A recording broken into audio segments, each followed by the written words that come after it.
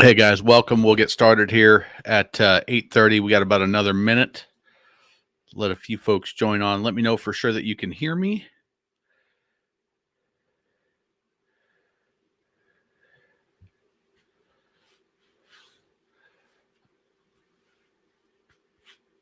And just type, excuse me, type in the chat if you can hear me and the audio sounds good.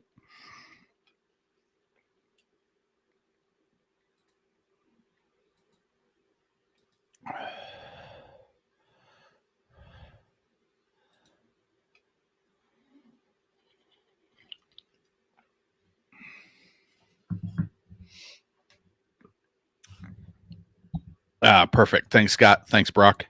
Brock, good to see you again. I think you were from Carolina coast somewhere. I want to say Charleston, but I don't think that's right. Jim, thank you. Mike, value, Mike. The S and the SX are in their entry level series on the Benningtons. So I put them Charleston. Okay, so I was right. I put them Mike Northwood's shed. I put them in the mid tier category. So Bennington's a premium level, and then I put the Harris Cruise, the Bennington S and the SX in that mid tier category. Although the R's and the Q's are for Bennington are up in the premium luxury level. They build the S's and the SX's slightly different. So I put those down in my mind in the mid level category. So, all right. Well, everybody, that's great. We got our first question right off the bat. So awesome, Mike. Thanks for throwing that in there. It's always good to have a start. Let people know just that you can do it and what type of answers so they kind of listen in. So, first thing I want to do is if you've invested in my program, let me know because I want to announce the winners of the best boat captain on the water training. If you watched, let's see if I can find it. If you watched this video here, I'm sure a commercial will play. Thank you guys for sticking through the commercials and watching them. That is a portion of the way. So this video here, we did a drawing, and the winners of that drawing are, want to listen to that.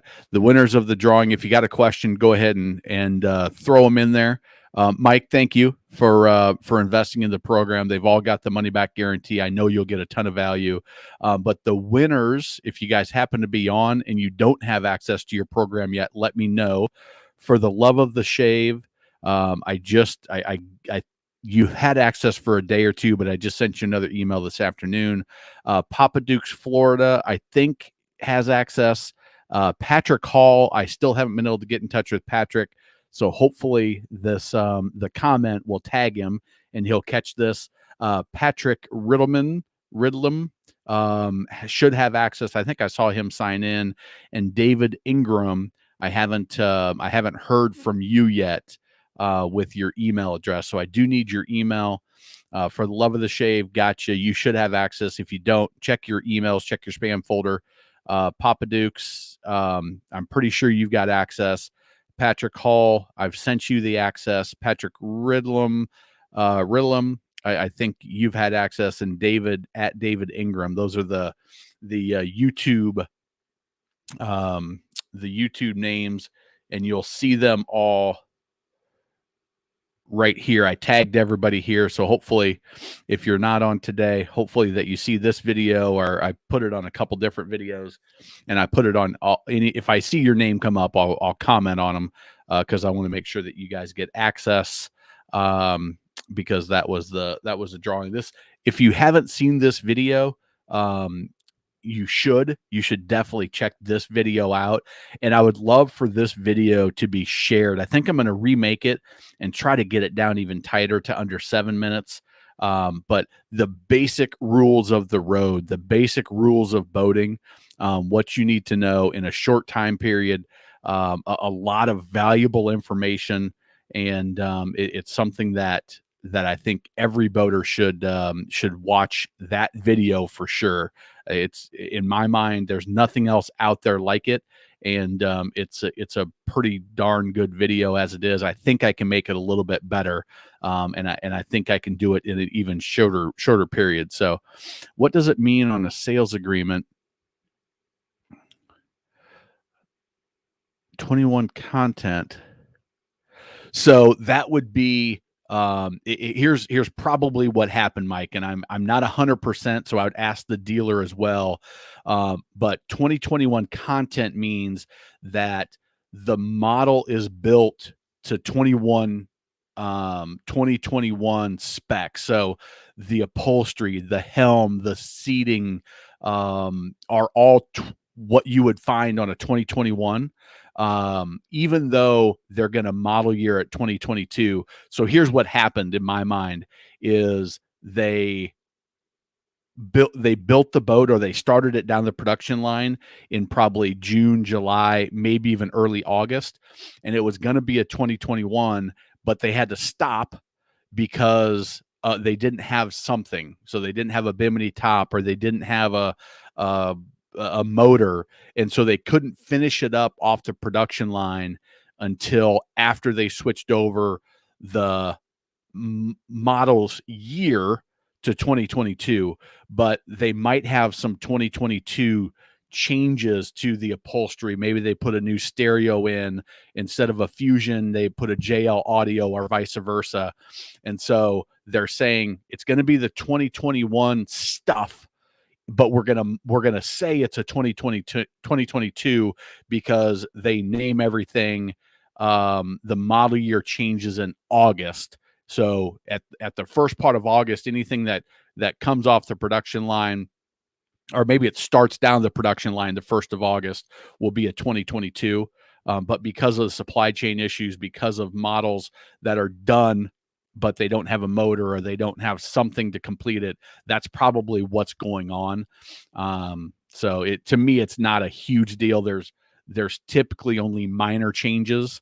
A boat manufacturer will run a model for 7 to 10 years, if it's performing even reasonably well, because it's so expensive to redo everything. So between the model years, where everything's essentially the same, the only thing they change is a few minor things. Maybe a new upholstery color comes out, or maybe some electronics, they switch manufacturers for the components, or maybe they do a minor change. So it's going to be pretty minimal. From what you've seen from a 2021, if you've seen one. Really like the style of the Baja Cruiser, 3-sided pilot house with the outboard. Read they're terribly built boats. I don't know anything about Baja Cruisers. I don't know anything about that boat, Jim Brewer. So I'm sorry, but I would have to do some research on that. Now that's not. Let me do a just quick cruiser pilot house.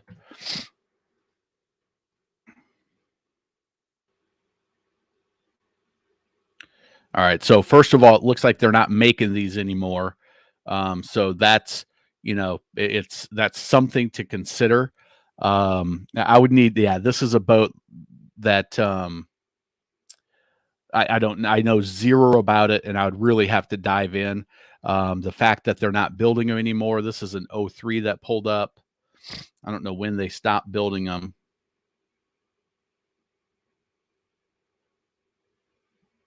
But yeah, I would go into Jim. I would go into the whole truth boating forum and see. It looks like they've got a few comments on those. I mean, even those comments, 2012 is the most recent. Are they still in business? Yeah, so I would start digging around and seeing what you can find there. So hopefully you can find something better. What's the good word? Hey, Mark, how you doing? Like the videos from the boat shows. Great work, entertaining content. Thank you very much. I've been working with my wife to schedule where can we get. So I'm hoping to get to the Chicago show. Hoping to get to the Chicago boat show. Let me go big here. Um, I'm hoping to get to the Chicago boat show. We'll definitely Brock be down at the Charleston, South Carolina boat show. The Charlotte boat show where I'm at is real close. I'll know all of the vendors there, so we'll see. Hopefully, they give me access to video whatever I want. But some of the manufacturers, depending on where they fall in some of my list and what they think of me, we'll see. But the Greenville boat show, I've got plans. My wife wants to go down to the Miami show in February. We'll see if we can make all that happen. So hopefully there'll be a lot more of those to come, a lot more detail. And if I can get the help, if things go the way I want it to, get an editor to take the content I create and just do the voiceover and let them do some of the video work, which is not my specialty. So good to see you, Mark. If you don't know, Mark was on the podcast. He's got a super nice Grand Mariner with a 300 down in Texas. So he's still probably out on the water. Not really a question. Just canceled my order for the Sportsman. Keep raising the price. Move my production bait back. Awesome. Hey, and glad that it's pending the water test. Get it out of the water, put it through its paces. If you haven't looked at my first time boat buyers academy, Brock, I don't know if you have or not, but it walks you through how to demo a boat. There's also, it's for a pontoon, but how to demo a use pontoon. I did it on this video right here. Um, that if you I walk you through on a V hull fiberglass boat, and if you need some help there, but in the Boat Buyers Academy, it's $47. There's negotiation techniques and there's a lot of great info there. But this video right here, I do it on a pontoon, but you go through a lot of the same tests.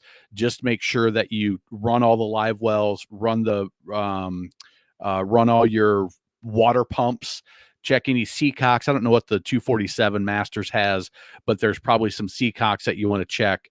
And then, on a 19, should be in pretty good shape, but ask about maintenance. Open that cowling and see if you've got salt that's kind of caked up in there. And that would be another big thing. Kind of just check for rust and, deferred maintenance type of thing. You're welcome, Jim. Wish I had some more value for you. Yeah, Brock, I'll be there. I don't know. I usually spend a whole day. That's what I did last year. If I take my family down and let the kids swim in the pool, because it's in January, let my kids swim in the pool with that. There's a hotel right across the parking lot, basically, and might be able to squeeze 2 days in there, but we'll see. Yeah, so hopefully, Mark, those will be good. C Pros, 239 Deep V Series. I have not. I know Blind FPV. That is the one boat that I thought I had inspected down in Charleston, and then when I got back, I didn't have any video or photos. So when I did the video, I put them in there, but then I didn't have any comments on them. So I need to do a deeper dive. In my experience, the C Pros have always been a value level to mid tier. They've changed hands several times and started stops. I know that some of the same families are back involved in them, but I need to dive deeper into the C Pros. So thanks for your opinion on them being a little underrated. But I need to dive into them personally. First time listening, have your videos, the Crown Line 240 ES. So Dennis, the Crown Line, it was probably right around that time. Crown Line went bankrupt. They went out of business, and then the owner or the employees then bought the company. So they bought the brand. When did mine? Um, so start back in '09. Let's see what this says here. Um, Yeah, back in '09 they started, so they went through a couple different changes and then were bought back by the employee group. This is some Soundings Trade Only article in 2009. They republished it in 2017. But so I think the '05s are the old manufacturers, which my family had several of them. My parents and my brother. So they were awesome. I loved them. We had a 1999 22, a 222 bow rider. My brother has had two of the '03s, I think it was, the 266s. Awesome boat, ran great. Mid-level. It was upper mid-level, but it was mid-level. It was, there's you could pound on the fiberglass, and it wasn't as solid as if you pounded on a Cobalt, or even Sea Rays of that age, or the Regals. But they were definitely up there in the quality level, almost to that level. But there was a few little things that weren't. They had the Mercruiser 350. In all three of those boats, they had the same engine, and I loved it. I would say that they're a great boat.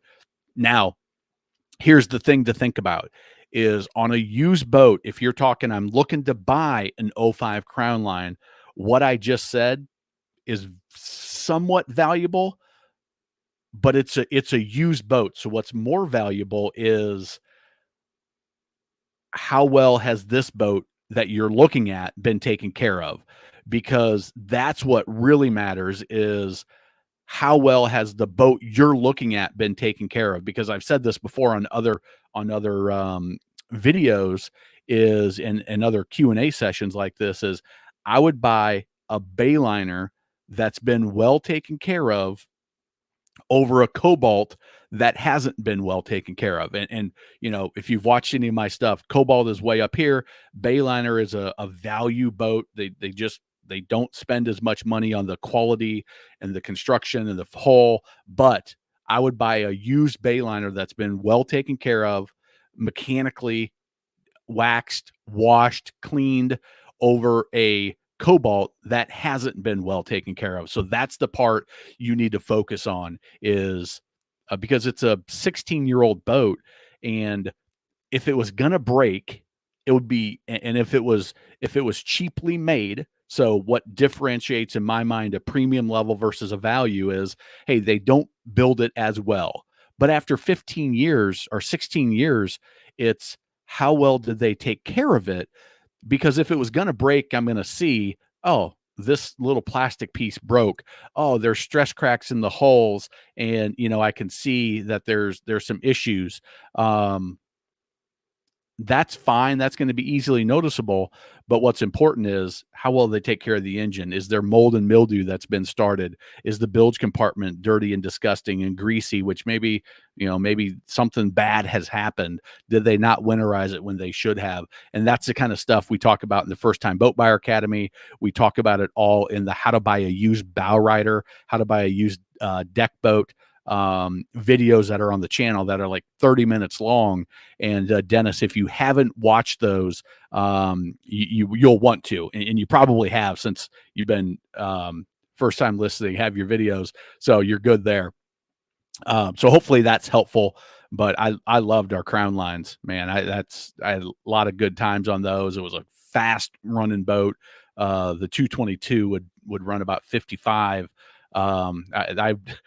Every time I put it on the trailer, my brother backed the trailer when we were teenagers, and so every time before we would put it on, I would go out in the middle of the lake, put the hammer down, trim that baby up, and I would get the red line warning beep almost every time because it was fuel was almost gone, the cooler was out, the gear was out, it was just me and the boat, and it was usually early in the morning or just in the evening, and that boat would scream. It was a blast. They had 20 boats, showroom floor, 15 sold.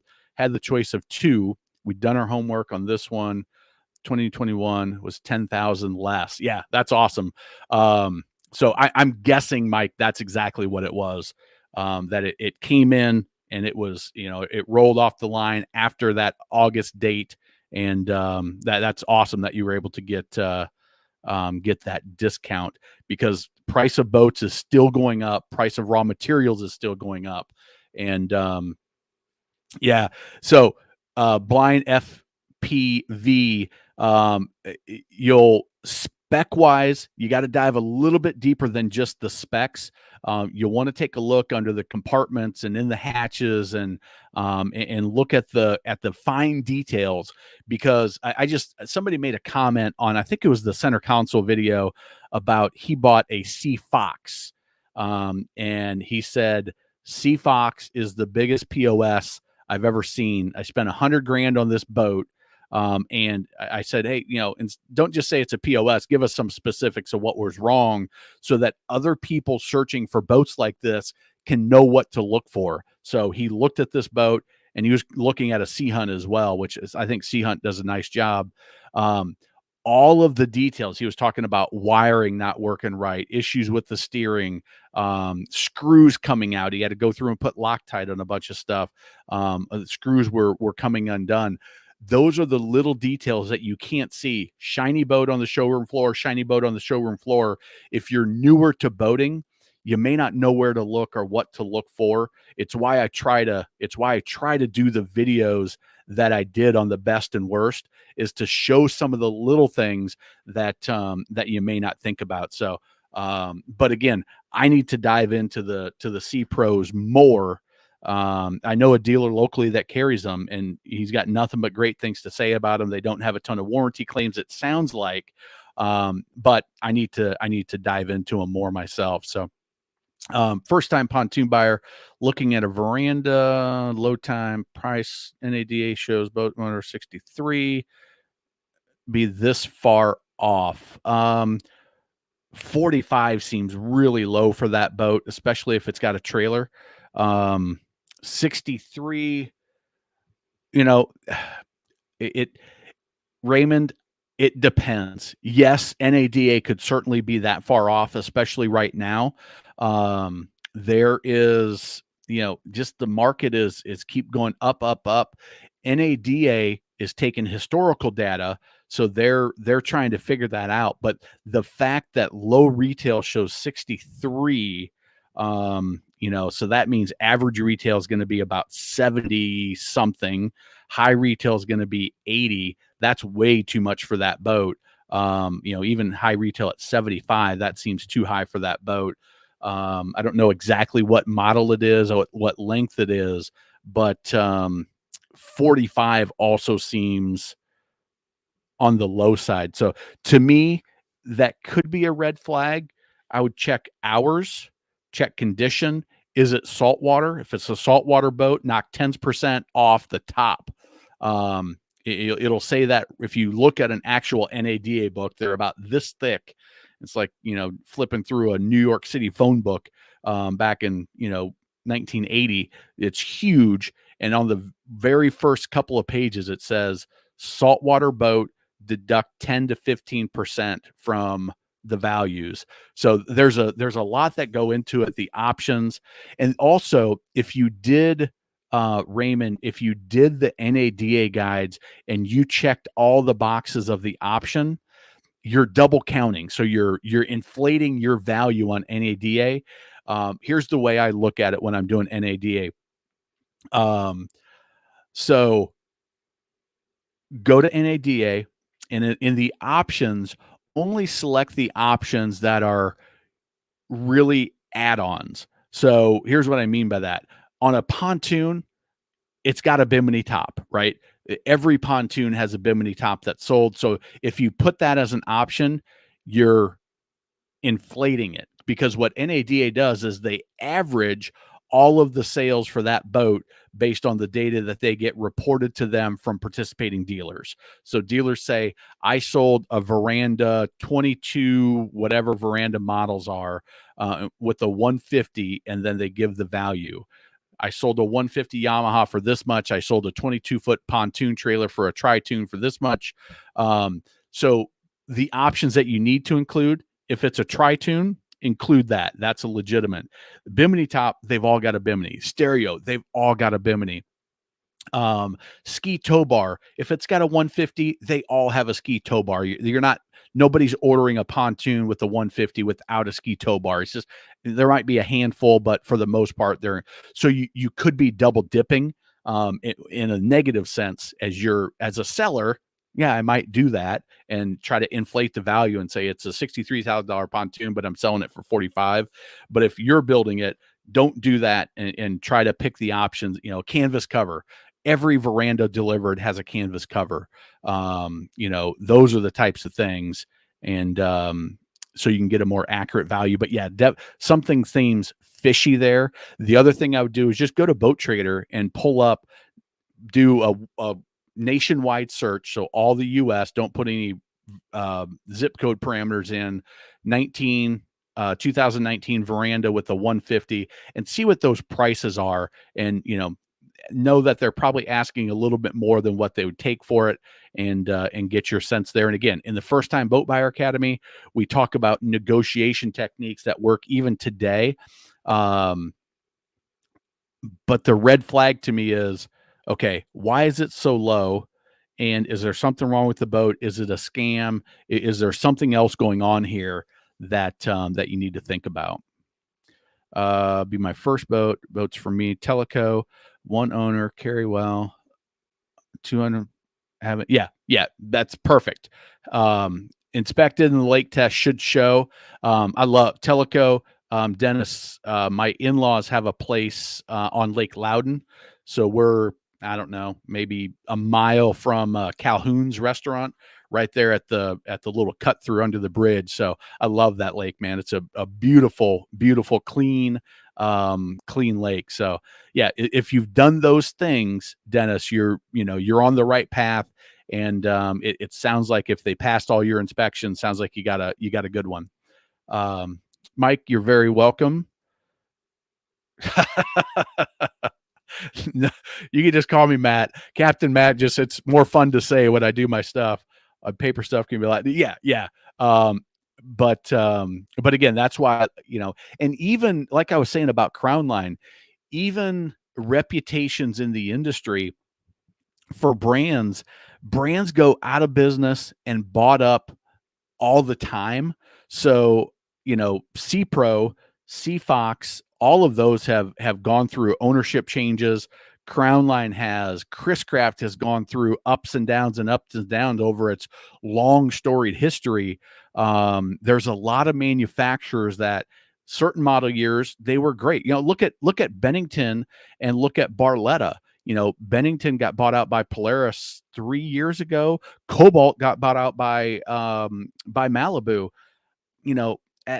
At a certain point, those boats that were built pre-sale and post-sale, they've got different philosophies. Maybe they change some things. Maybe they cut some corners. Maybe they go from value and they say, no, we're going to try to be more of a quality level. So that's why I always like to inspect the new stuff to see what they're actually doing. So you don't get a reputation that was, oh, this brand is awesome, and then they went through a change of management. I heard this at Sea Ray. I sold Sea Ray back from 2009 to 2013, 14, something like that. And there was a time when I would talk to my general manager who had been in the business for 30 years. He said, yeah, there was a period where they brought in some corporate people at Sea Ray that weren't boat guys. They weren't boat people. And they made some terrible decisions. And what you would expect to be super high level, well, they were, the penny pinchers and the bean counters were saying, no, we're going to do it this way. And they were not boat people. So they made dumb decisions. And there was a period of 2 years or so where the level of Sea Ray quality and what you expect just went out the window. And if you had gone just on the reputation of history and not looked at that specific boat and gone through the details, there were some people that were disappointed. So, I like to look at the actual boats every year. So I can, hey, are they on the same path? Have they made any major changes? Anything that folks should know about? Talked to a boat seller. He told me to book it plain with trailer, It's going to be the approx. Yeah, yeah, exactly. That's what for JM. You're exactly right. For lenders, what they will do is they will ask, is there anything specific on it? And the only thing that they're going to give you credit for is if there's something major. So, if they're booking out a pontoon, they'll give you credit for the third tune. They'll give you credit for the trailer. They'll give you credit for the horsepower motor. But you're not getting credit for underwater lights. You're not getting credit for lighted cup holders. You're not getting credit for a double bimini. You're not getting credit for an upgraded stereo. I'm trying to think. You might get credit for like a full camper enclosure, something that's $5,000. But even then, that's how they're going to book out the boat. You're exactly right, JM. All right. So we are a half hour in. If I've missed your question, I'm going to kind of peek back through my list here. If I've missed your question, just make a note of it. Say, hey, you missed me. And I will put it in there. Again, here are the winners of the contest for the best boat captain on the water or best pontoon captain on the water, whichever one you are, a V-hull, fiberglass, or pontoon tri-tune version. They won that. So if you're on, shoot me an email. If you don't have access, if you've got access, let me know. So I'm just scrolling through the comments here.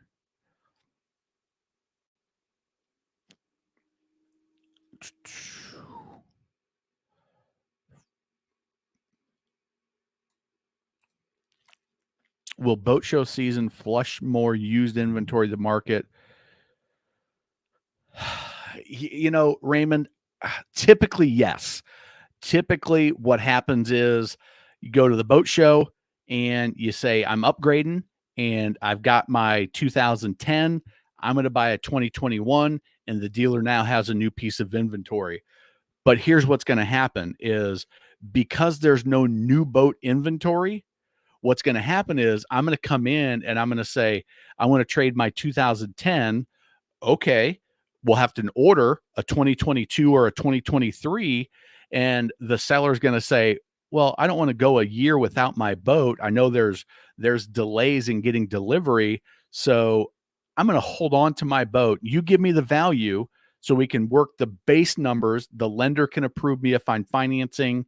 Who was that said they canceled their, maybe that was Brock, said he canceled his sportsman order because they kept raising the price and pushing back the date. Well, they should be getting a handle on pricing if the supply chain kind of evens out. But if supply chain issues continue, the cost of goods sold, the cost of production of the components keeps going up. The prices are going to go up, and then they're not going to lock in these boats. So there's some questions there. But I think the big thing is I don't want to give up my trade until my new boat's in. So for the dealers, they're going to say, well, I then need a 10% deposit, which is very common on an ordered boat, and then we'll take ownership of your boat when your new one comes in. So that I'll say that flow of used boats that comes in during boat show season, I don't think is going to be there as much this season. I think Brock, that was okay. So I don't think that there's going to be a significant number of more boats on the market because of the boat shows. Now, I do think there'll be people that come spring, if some travel opens up, if things are still looking good, I think you might have a reasonable number of boats on the market when the weather's warmed up, they get it out and they're like, you know what, Johnny's baseball season is starting again. We can do our trip to Disney without too much problems. We can go overseas travel. I think is going to be a big one when that really, really opens up and there's no kind of threat of quarantine or threat of getting stuck somewhere. I think that'll shake a few more boats free. But if you watch my, and I need to do this, some new information came out. If you watch my video, let's see, what is it called? COVID boat market update.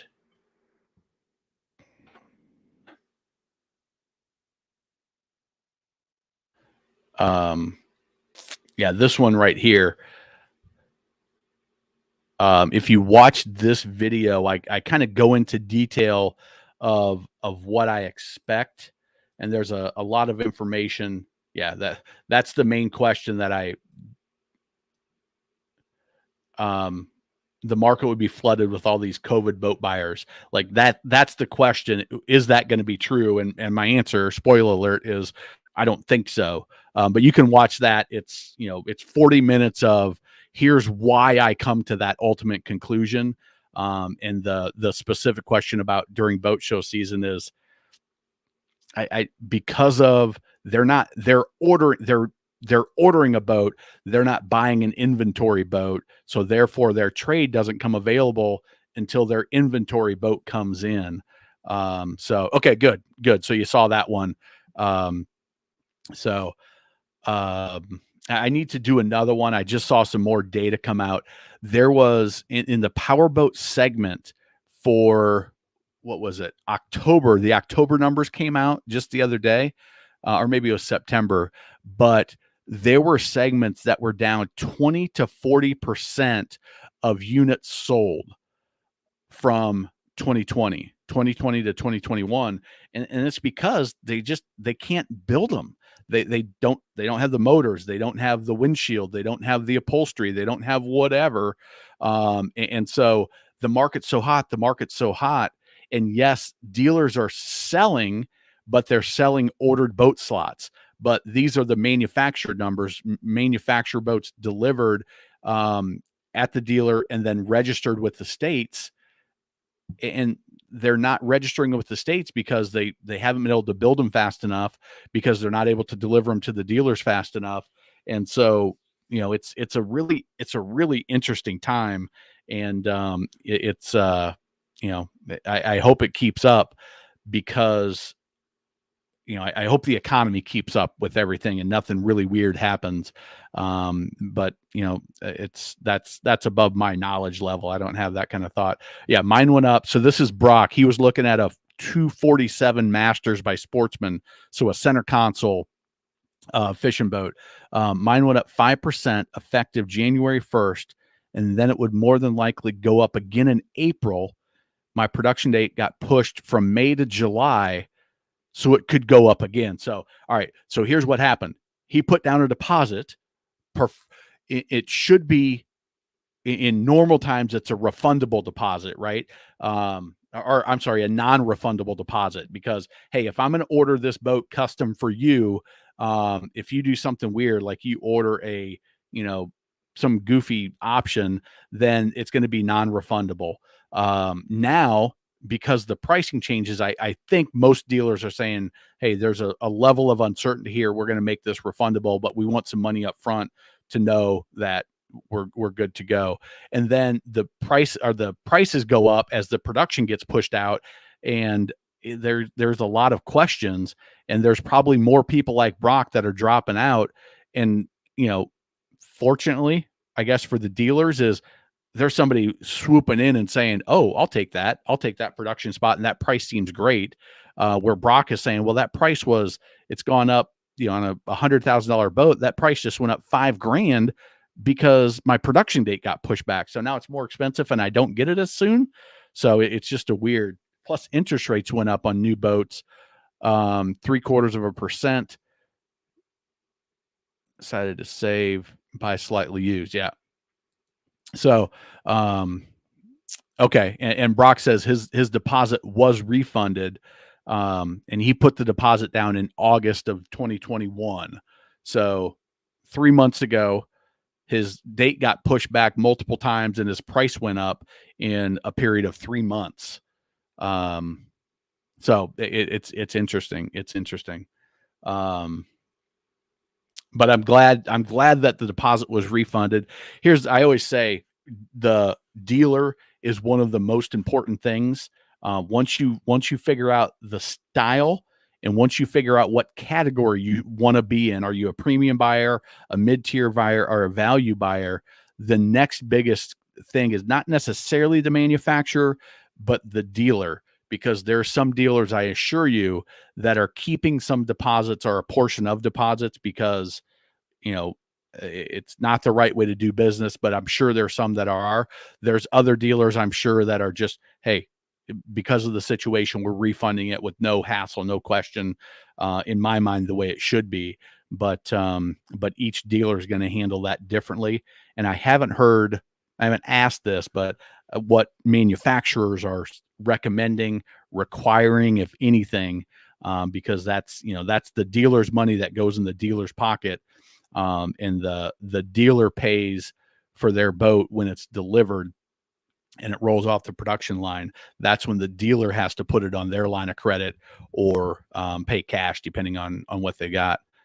Okay, yeah, Hankel Marine. Hankel Marine has been in Charleston for over 50 years, I bet, and they've got a great reputation. Um,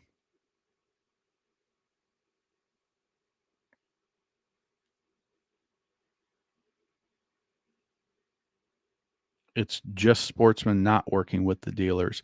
But I'm not sure I understand that part. Um, Are you talking about Sportsman's not communicating very well with the dealers and getting information? That's a big concern I've heard from a lot of people that, part of it's understandable that the manufacturers just don't know when they've ordered resin, they've ordered, a container ship of motors from Yamaha and they don't show up. And Yamaha is saying, well, they should have been there. Sometimes the manufacturer's in a hard spot and they don't know either because their suppliers are doing the same thing and their suppliers are doing the same thing to them. But yeah, it matters. And Henkel, I've spoken at a couple of events where Henkel has been there, but I don't know any of the guys over there personally. So, all right. So we're coming up on 45 minutes here. If you've got, let's see, the dealers were trying to get everyone that put deposits down to be immune. Oh, okay. Yeah. So because somebody's got to pay for the increase. It's a real price increase. There's real money that's needs to be paid, and it's coming out of the manufacturer's pocket. If they don't pass it on to the dealers don't want to eat it because their margins aren't enough to absorb a 5% increase. So they're passing on the consumers, and the consumer's the one that kind of gets screwed. Um, it's been 4 years into selling boats in the UK. Any advice to sell more boats? Mind that you're bald, left some semen on your forehead. All right. I don't know what people think is why that's so funny. Um, but I guess that's what happens um, when you do live. You never know what you're going to get. Ranked navigation apps. Dennis, I have not. I have got a call tomorrow with the Wave app, WAVVE, with a one of the guys there to talk about the app. I've got it downloaded on my phone, but I haven't used it much. I boat mainly on inland lakes that I know extremely well, and so I don't typically use them. And I'm not a super social guy. When I go out on the water, it's me and people I know and a cove with my country music and my kids, and my wife, and maybe a few friends that I personally invite. So the whole, hey, let's meet up at the sandbar and meet different people on the that we meet on the app, that's not me. I'm on the boat to get away from everything else and just quality time with my family. But I do have that with Wave. I've downloaded, if I look at my phone, let's see what I've all got on here. I've got a boating folder, boat stuff folder. So I've got Boat Setter, which is a peer-to-peer boat rental that I use. Shay Unity, the vice president from Boat Setter, was on one of my interviews that I'm actually going to release on the channel here soon. Boat US, Get My Boat, the Wave boating app, Boat Fix, NOAA buoy markers, Savvy Navi, which is another navigation app, the Marine Weather, and a few other ones. But I don't have one that I have significant experience with that I can say, hey, this is the one to use. But that's a path I'm going down, is to talk to these companies, try to get some inside info, and then as the season goes, to use them. I'm going to be down in Charleston, hopefully, doing some video stuff in the next couple of months that I haven't been able to put together, but and put some of these to use in the coastal environment. Put some of them to use on Lake Loudon and Tellico, Lake Norman, here in the Carolinas, where we do some boating. And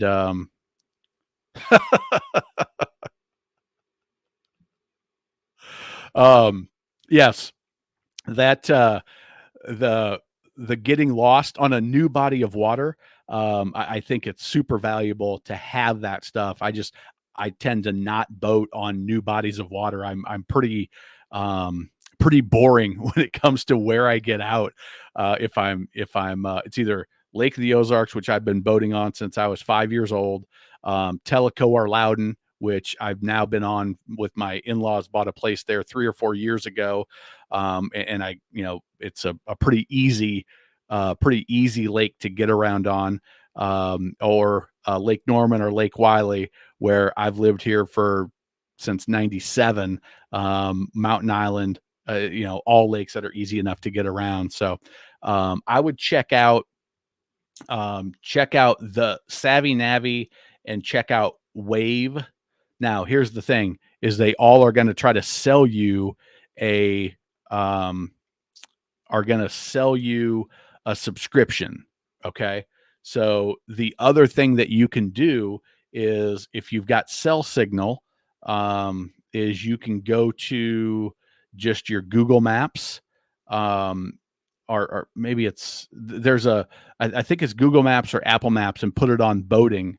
And you can see yourself on the water. So if you're on Tellico, that's probably sufficient. So, because it's never so big, but what you don't get is you don't get depths.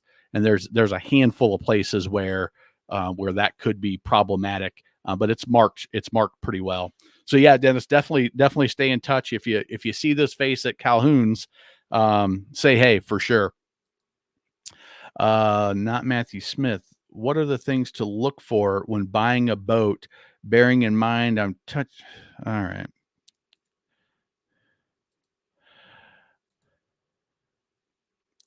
All right. So I guess I've got to start reading these comments before I just put them up. So I can assume of the 20 people watching, that 5 of you are just lunatics that have nothing better to do than put weird comments on my screen. So I don't know what's going on with this world. Raymond, you're very welcome. You're very welcome. All right. So, any other questions from anybody that's not a lunatic? I'll do a quick plug if there's any comments coming in. So I am doing some upgrades to my website and to the offerings for the best boat captain on the water, and the best pontoon captain on the water. Those are both $47. I walk you through the basics from, hey, never operated a boat before, to being, hey, I can turn my boat within its radius, and I've got total control of it in these 9 building blocks that I walk through. The same building blocks I used when I taught people, when I sold boats. So I'd take them out and I would go through this, and that's kind of how I developed it.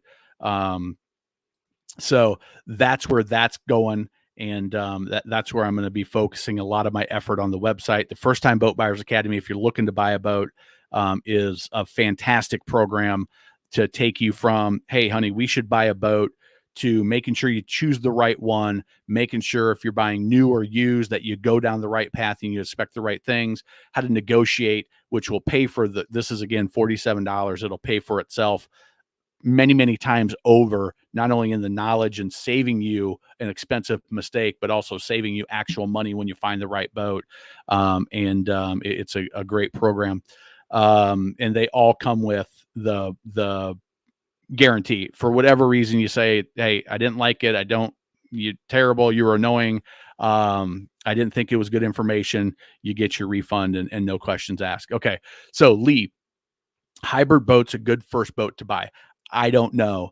So here's the question. And again, we talk about this a lot in the First Time Boat Buyer Academy. There's no such thing as a good boat or a bad boat or a perfect boat.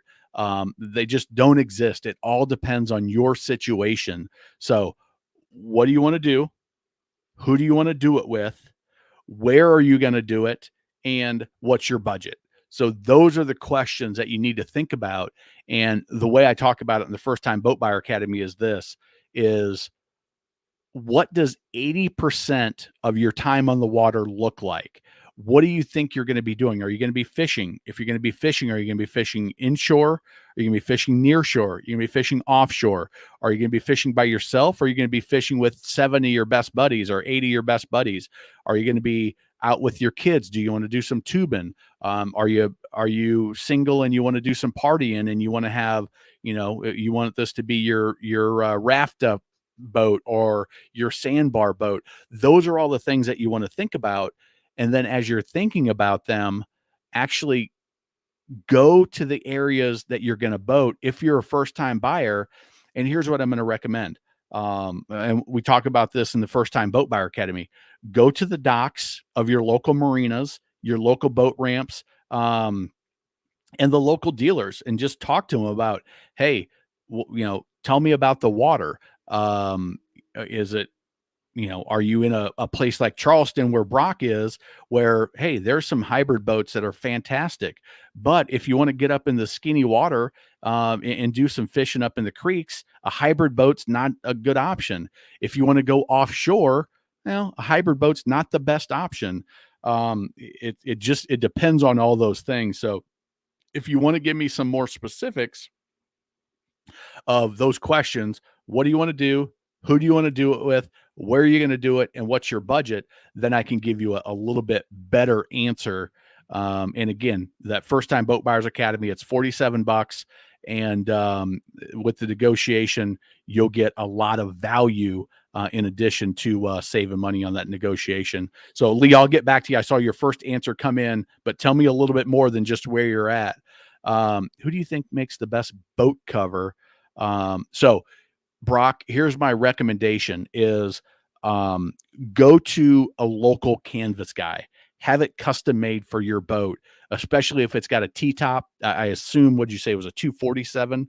So I'm going to guess it's got a T-top, and they can make a cover that will drape over it. That it'll clip up on the inside of the T-tops, and so that the water will just flow out. And it's not a towing cover, but again, on a center console, you're probably going to tow it without the cover on in most cases. But I think that's going to be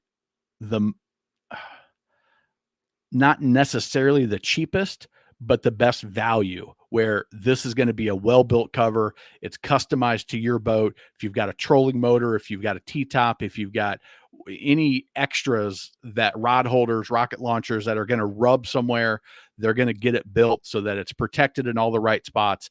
It matches up to your trailer in all the right spots, and you'll be glad that you did it that way. All right, so Lee, give me a little bit more than just Charleston. What are you going to do? Who are you going to do it with? And what's your budget look like? Hux,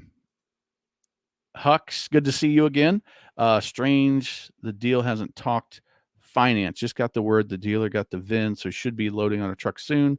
Happen after it arrives. Yes, I would. So in my video where I talk about the best boat loans, Hux, here's my recommendation on financing. Check with the dealer. Probably the reason they haven't talked financing with you yet is because of what Brock mentioned, that his rate went up 0.75% from when he initially put his deposit down, because rates fluctuate based on the market on a daily basis. It could, but usually it's on a weekly or a monthly basis. Their boat finance rates are fairly stable compared to like the mortgage market. But yeah, so now that you've got the VIN, I would call my dealer and I would say, hey, give me that VIN. Give me the purchase agreement, the order. So I've got all the options, all the pricing, all the details, and then you go to your local bank, your local credit union, and compare. So typically, I don't remember, Hux, what you ordered. I don't know why I've got Yamaha jet boat in my mind, but I don't know if that's right or not. But so go to the dealer one and do this all within a couple of days. I think I owned a mortgage company in a past life, so I've got a pretty good feel for how the credit industry works. But in 7 days, if you get your credit pulled within a 7 day period, it only counts as one ding against your credit, because they say, hey, they're clearly shopping for a recreation loan.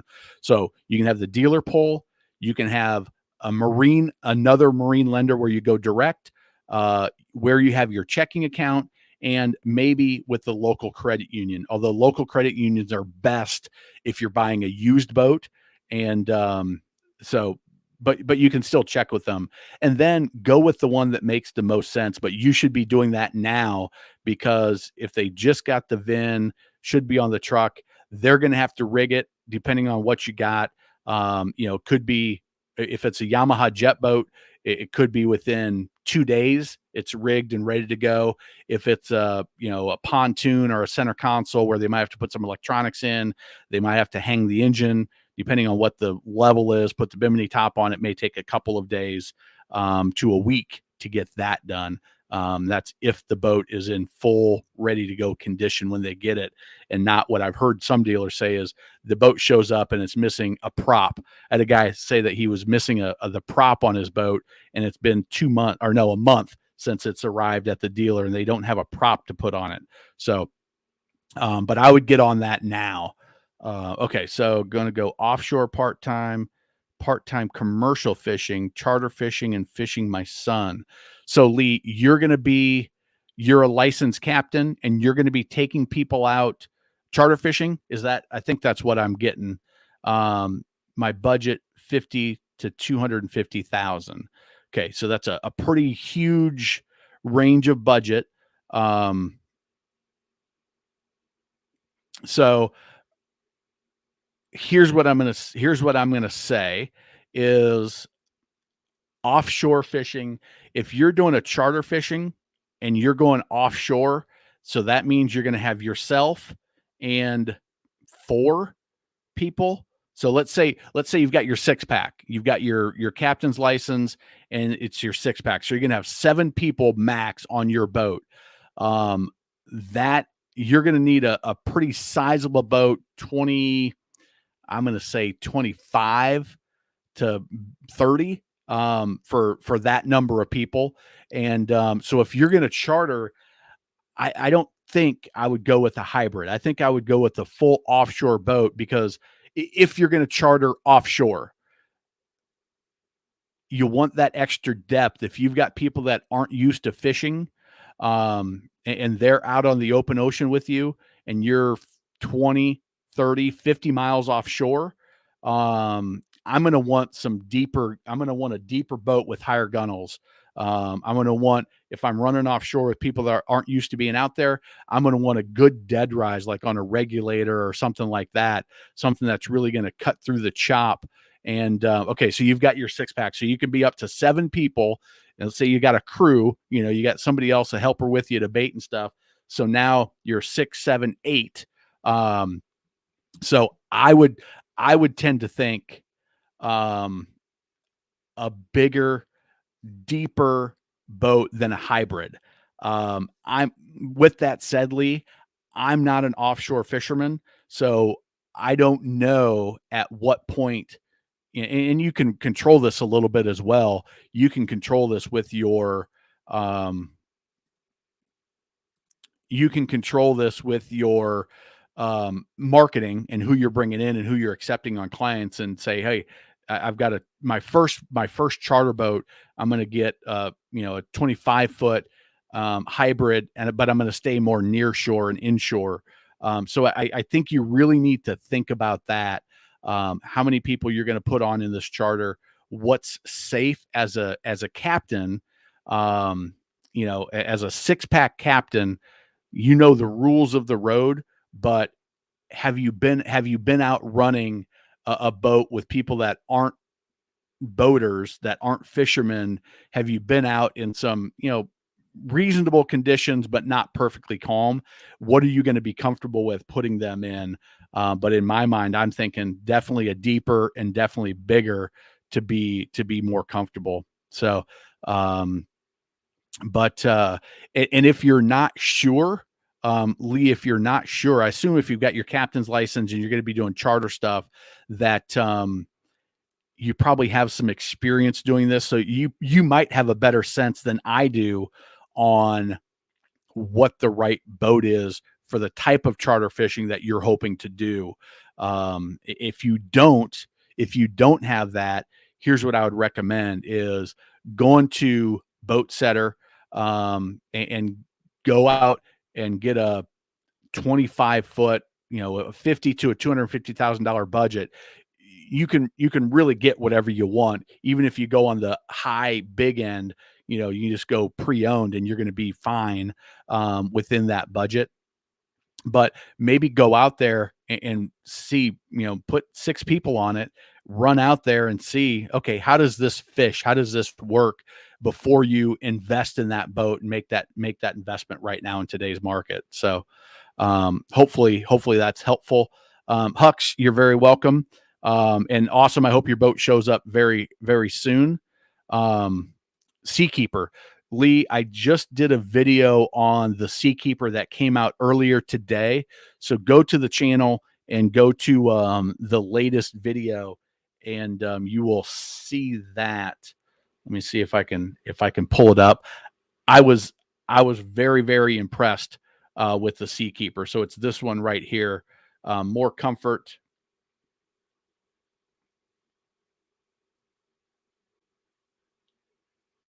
And we got time for maybe one more question here. Oh, well, this is me with the Seakeeper, guys. I think Captain Brad was his name, and Brock was the other guy. Um, and I was blown away by the difference it made. And if you're going to be chartering, Lee, I'll tell you that it is a selling point for sure. Now, I was on the Seakeeper 2, I think, but they've got the Seakeeper 1 that goes down to 23. It's their 23 to 28 foot kind of model that'll fit in that size boat.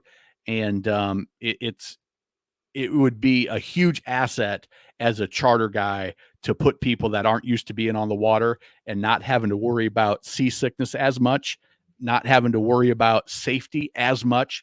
Obviously, still concerns, things to think about, and don't go out in too bad of weather. But as Brock said, his buddy's got it on a 33 regulator, and we were out on a 30 something. I forget what it was now, but he put it through a bunch of different maneuvers.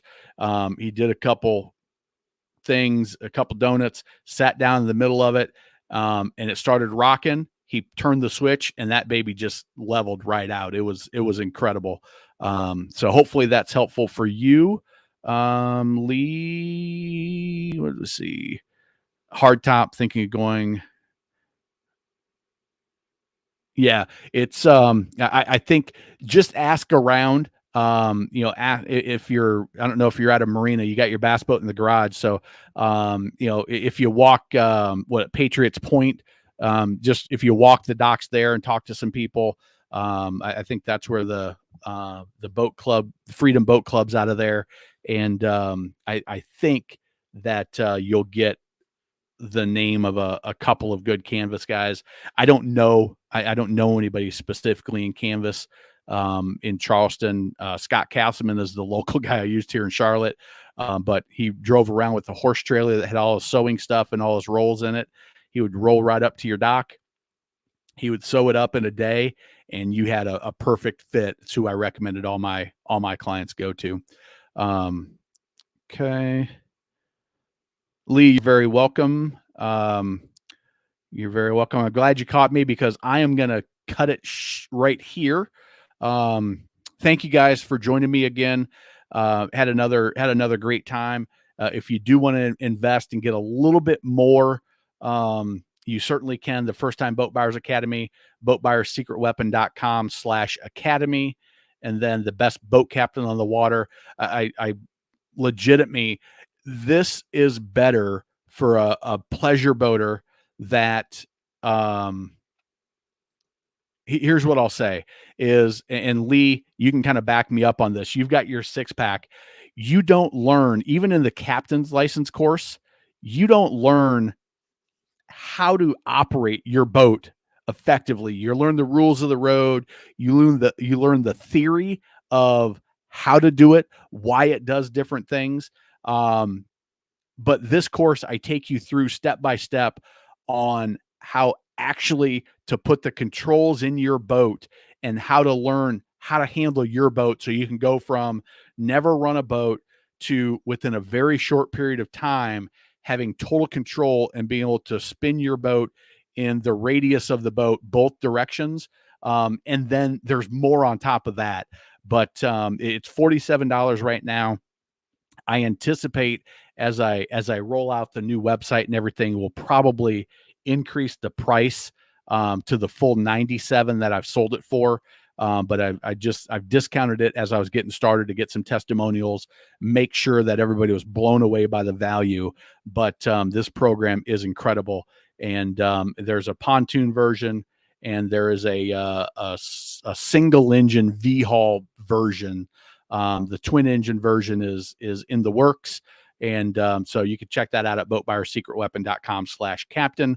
Thank you guys all for joining me. Thanks everybody that asked some questions. Hopefully you guys all got good value from it today. And Hux and Brock and all you guys that Mark, all you guys that have been Mike Northwoods that have been back multiple times. It's always good to see you guys. See the same names popping up in the comments and in the chats, helping people out with the information, sharing your story, sharing your advice. And that's very much appreciated. And thanks a lot. We'll see you guys next Sunday.